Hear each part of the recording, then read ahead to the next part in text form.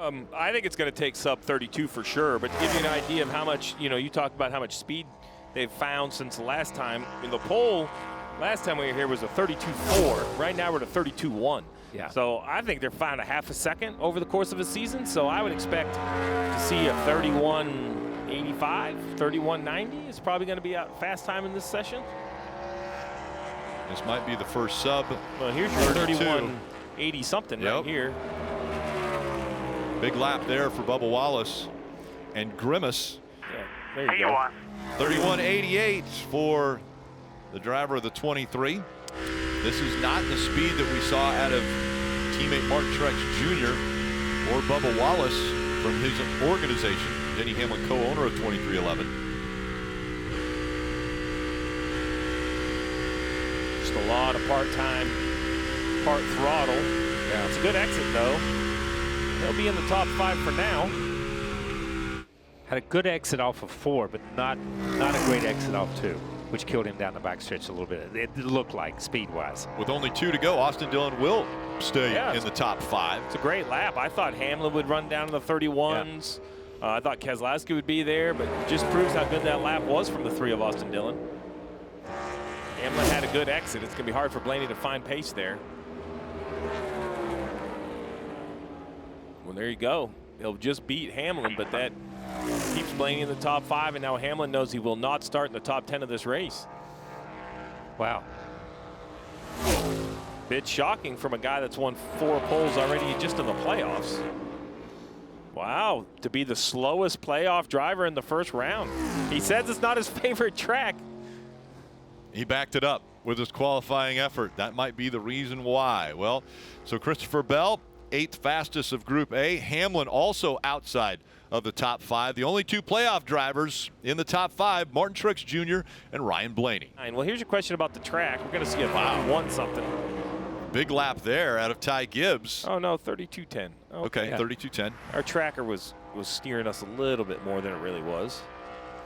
Throwback scheme. If the scheme has anything to do with it, the 4 car is going to be this Budweiser scheme gives me nightmares because this is back from my 2014 year where this thing was so fast.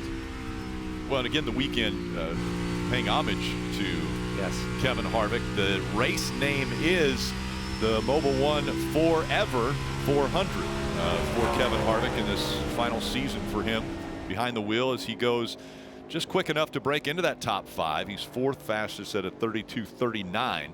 So it's so funny. I heard was doing a thing the other day, and they played a replay of his first win against Jeff at Atlanta. And it's Gordon and Harvick, and they come to the line, and it just seems so, that's the way it was meant to be. But you forget at that time, Harvick was the new kid on the block. Right. Yeah. You know what I mean? But it seems like, we've gotten so used to it because he's such an incredible race car driver and has meant so much to the sport that it just seems second nature. But it just called.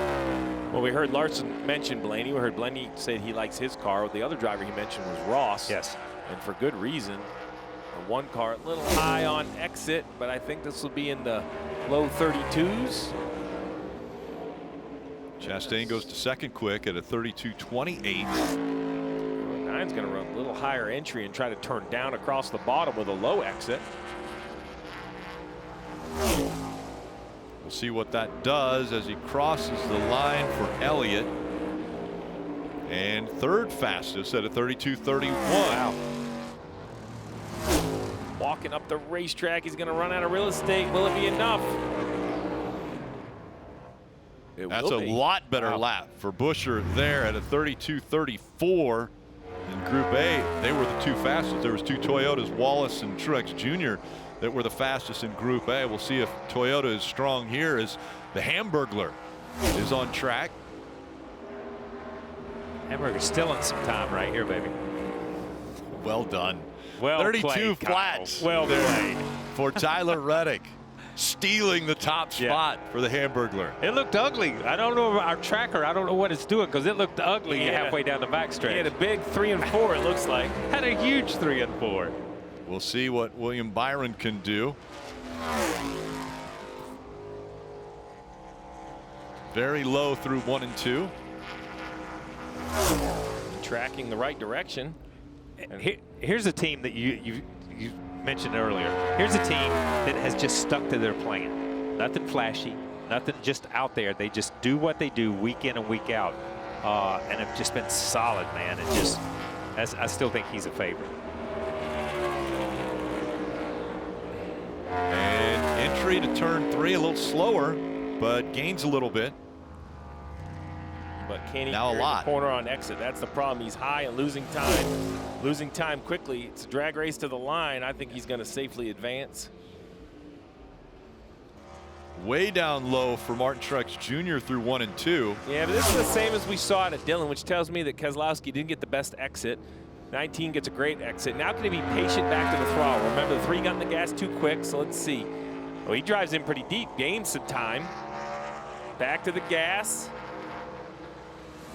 It has enough real estate to stay in the gas. This is going to be a good lap. 32.25 for Martin Truex Jr. And I think when you get to we look at the tires and we talk about the tire fall off, and you saw Bubba jump in the gas, the car wiggle a little bit. I think it's back in the driver's hand. How patient can you be? How long are you willing to wait that extra split second before you go back to the gas, knowing that it'll pay off coming off the corner? I like the high entry and middle. Will it pay dividends on exit? He's definitely going to gain time, but I don't think it's going to be enough. Too far to the finish line, and Wallace is second fastest. And we'll see what line he chooses through 3 and 4 as he's a 1/10 of a second off of Truex. Stays right around that seam, just a little bit below it. Lost time through 3 and 4 as well, and it'll be 4th fastest for Larson. He's not going to be able to gain it back. Well, it's going to be a Toyota pole. Now which one? Yeah. Truex fastest, Ty Gibbs and Tyler Reddick left to run. But I mean, nobody's run better than 50 out of this group. Yeah, I thought there would have been more speed. This is going to be a little closer right here, I think. Well, I say that. He also is going to be 2.5 tenths. Can he gain any back off of 4? No, he's going to lose more. Well, it's going to hurt these guys because being the second group, their tires had the least amount of time to cool down. The Group A definitely gets more time to cool their tires. So it's going to be a real hard challenge for any of these guys to run faster than Truex. And now there was one left, and the one left is running right on the wall coming up to speed. Look at this comparison to Truex. I'd be shocked if this isn't in the green as soon as he takes the line into 1. So he's on the clock and carrying a lot of speed, but now can he maintain it? Pretty close. Loses it off at 2 a little. So now the challenge to run the top is you have to give time up on entry, but you only have half the front stretch to give it back. So I would assume he'd run 1 lane lower, maybe right at the paving seam. Yeah, there you go. 1 lane lower, right side's on the paving seam, turn it down the hill, back to the gas, trending the right way. Can he stay in the gas is what matters. He does. Does he get there? Right at the line. And it's going to be Truex that will win the pole. Congratulations to Martin Truex Jr. on his 22nd career pole. I'm good. And as you mentioned, pole number 500, I believe, for Toyota. Pretty big smile there for Martin Truex Jr., Dave.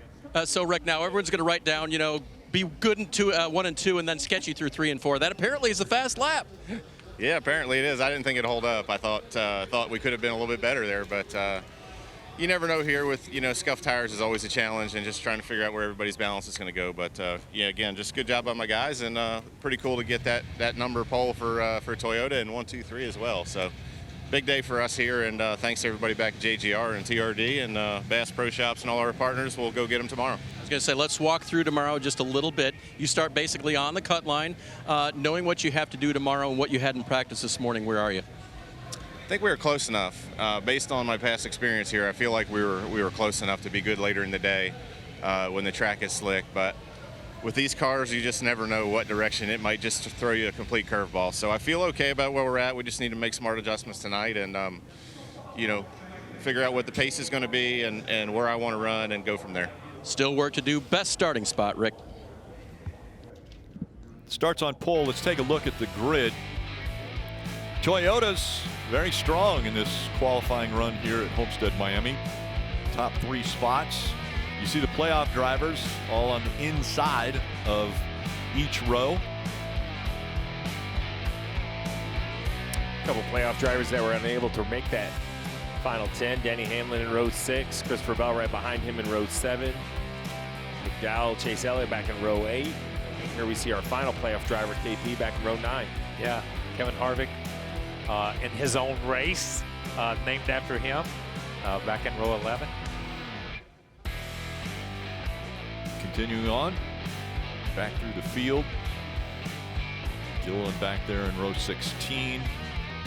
And with back with Josh Bilicki and Joey Logano not being able to turn a lap in qualifying because of his accident in practice. Hi, I'm Parker Kligerman. For more access like this from Pit Road, be sure to click and subscribe to the Motorsports on NBC YouTube channel.